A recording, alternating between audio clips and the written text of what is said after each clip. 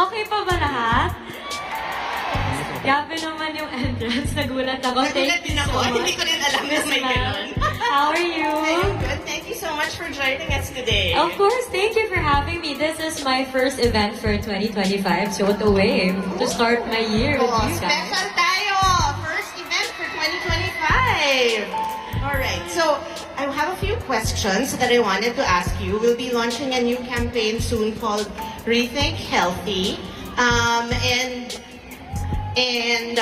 So it's all about how we define health. So, and health has many different aspects, about physical, mental, even environmental, community health. So, for you, how do you weather or attack challenges that may come your way? How? You know, my work personally is very stressful. I think all of us can relate to that. And I'm sure kayo din, as the head of the marketing and everyone here, ng mga agents natin, it's, we all have our struggles. And you can't just help it. May mga days talaga na sometimes it gets too overwhelming. And then, feeling mo lang parang na-drain ka na. And you know, it's just normal. So for me, every time I experience that, I take a pause. And sana kayo din, you know, very important kasi sa akin yung work-life balance ko.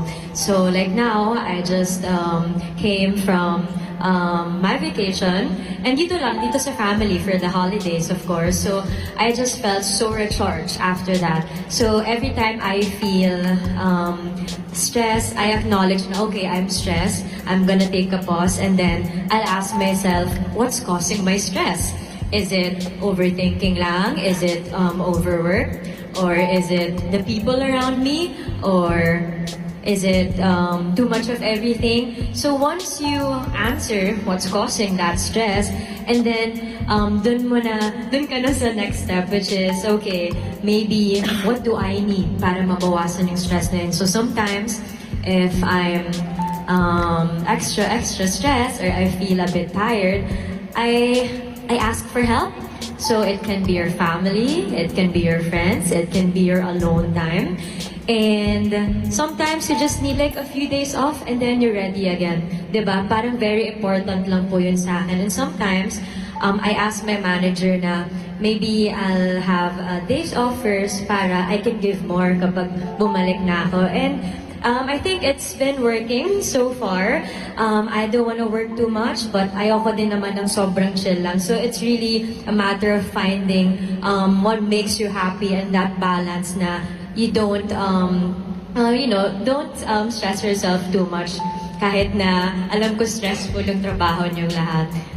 So, para siya, self-awareness, right? Knowing when you need to pause, taking a pause, asking for help. I think that's important. Yes. All throughout the afternoon, everyone, we've been talking about how sama-sama tayo. We're together in all of this. So, asking for help when needed. I think we are a community here, and that's important. And listening to yourself, listening to your body, listening to your mind as well, right? Now, another aspect of health, I always talk about how we have to flex both our physical and our financial muscles. Yes, so, very important. And actually lately, I saw you on social eating the 12 grapes under the table. Nag-12 grapes din ako, pero after ko na nalaman yung under the table. So, nahuli ako doon. And it's supposed to bring good luck, prosperity, make your 2025 good, diba? So, syempre, it's not all about luck. So, when it comes to your finances, for instance, how do you prepare yourself? How do you invest? How do you do that for yourself? Yes, I think it went a little viral. Nagulat pa ako because that was New Year's Eve. And then usually, I don't usually check my phone pag mga ganyan. Tapos nakita ko the next day na naging meme siya. So, luck naman talaga will always be there, pero hindi naman tayo magde-depend lang sa luck. So, I just did that because my niece challenged me and I was like, oh my gosh, wala namang mawawala. Why not do it? Pero, hindi lang naman yun puro ganun. When it comes to finances, really big help na nag-guide, and I'm very lucky talaga, is my mom. And my mom, another fact is, before, she used to work for AIA. She, in Cabanatuan, I remember growing up, she would talk to her friends, tas nakikita ko siya na as a financial advisor. And then fast forward to 2024, it was the year na nag-join ako sa AIA, and I didn't expect that. It felt so surreal because my mom used to work here and now I'm the brand ambassador of the brand. So thank you so much. May Kaya lahat po nung nandito ngayon. Her mom was one of you. Not so long ago. Grabe, nakikita ko kung paano yung dedication. So, lahat po na nandito ngayon, you have my respect because my mom used to work for AIA. Ang galing-galing. So, thank you for all your hard work. So, yun, when it comes to that, aside from, of course, investments with properties, saving money, very important din, syempre, yung security. So we have, of course, life insurance for my family, just in case, para kung ano man mangyari, alam ko na secured and protected yung family ko. So, you know, I think it's good to educate people, especially the young ones like me. I'm turning in my 30s this year. Yes, so I think it's good na we're very open to learning when it comes to, of course, handling my finances. I know I have a lot to learn, but I'm just lucky because I have my mom with me na ginaguide ako and very patient with me na ituro kung paano ba. And of course, AIA is here para rin extra kampante ako na secured yung family ko in the future. So yes, parang ganun lang, baby steps, and I'm enjoying every bit of it so far. So, ayan po, another role that we all play, right? And Balita was saying kanina, we have to be open to learning new things because, as Kath said, part of the role is education. We're also here to teach people about what they need to do and guide them through their financial journey. Last question for you. Syempre, health, the first thing we think about is physical health. Yes, correct. So, you have a hectic schedule, you have a hectic job. How do you stay healthy? How do you stay fit? Physically muna.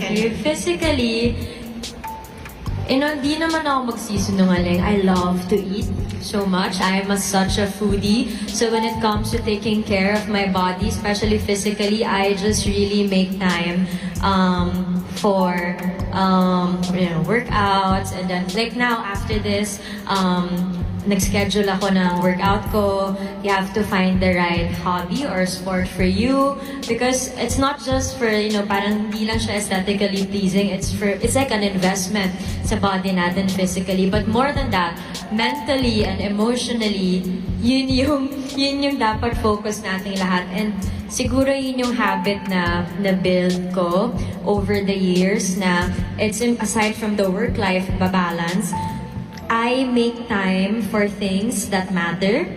So I said this in my previous interview, and when I say that, it means parang yung sinabi ko kanina, taking a pause and parang spend time with the people na nag-recharge sa'yo or people who fuel you to be better, people na will inspire you to be more, and there's nothing wrong with that.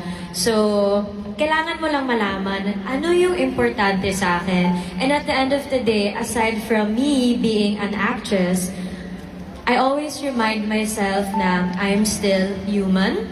So, who is Kath outside the work? Who is Kath beyond the camera? And who is Kath pag-uwi when she gets home, removes her makeup? So, hindi ko lang kinakalimutan siguro yung core ko.